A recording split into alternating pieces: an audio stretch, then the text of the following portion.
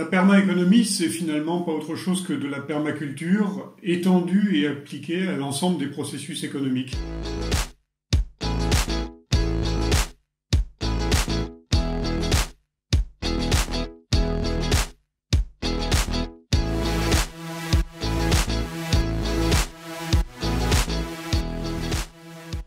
Les principes de la permaculture à un processus économique ou à la conception d'un modèle économique, par exemple, ça repose effectivement sur l'observation du vivant et sur l'inspiration par les systèmes du vivant. Mais finalement, c'est une observation patiente des systèmes vivants qui permet de comprendre, par exemple, que la diversité est un constituant de la résilience et de la productivité des écosystèmes. Dans la nature, il n'y a pas de séparation. On intègre tout. Tout est intégré dans un même milieu. Or, nous, pour des raisons de rechercher en efficacité, rechercher en productivité, on a plutôt tendance à séparer, à cloisonner. On appelle ça la pensée réductionniste aussi. Donc finalement, on va se retrouver avec de l'agriculture très intensive, de la monoculture. On va faire pousser une essence, une plante sur des hectares. Ce qui peut être très productif de manière instantanée, mais ce qui à long terme va appauvrir les sols et va fragiliser quelque part ce système-là.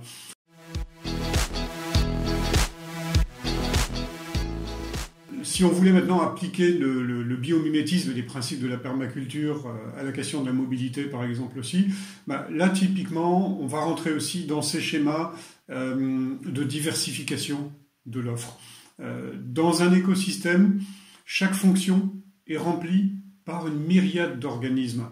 Et d'ailleurs, chaque organisme remplit plusieurs fonctions dans l'écosystème aussi. Et là, on est sur des principes qui vont bâtir la résilience, qui vont faire que l'écosystème va en permanence pouvoir s'adapter au changement, va s'adapter au rythme des saisons, et il n'y aura pas de rupture de fonctionnalité, puisque tout va continuer et les relais vont passer en permanence.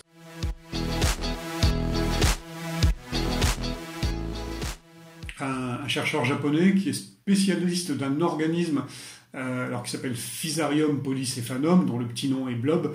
Et donc il s'est amusé, ce chercheur, M. Toshi, à placer à l'emplacement sur une carte en vert de l'emplacement de Tokyo un blob, un petit blob, et puis des flocons d'avoine dont il raffole à l'emplacement des différentes villes qui étaient dans la périphérie de Tokyo.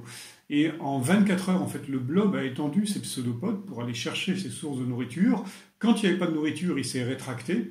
Et donc, au bout de 24 heures, on voit quelque chose qui ressemble à un réseau routier ou ferroviaire, mais qui se trouve être beaucoup plus résilient, beaucoup moins redondant, et donc beaucoup plus efficace que finalement le réseau dont on a hérité après 150 ans de révolution industrielle.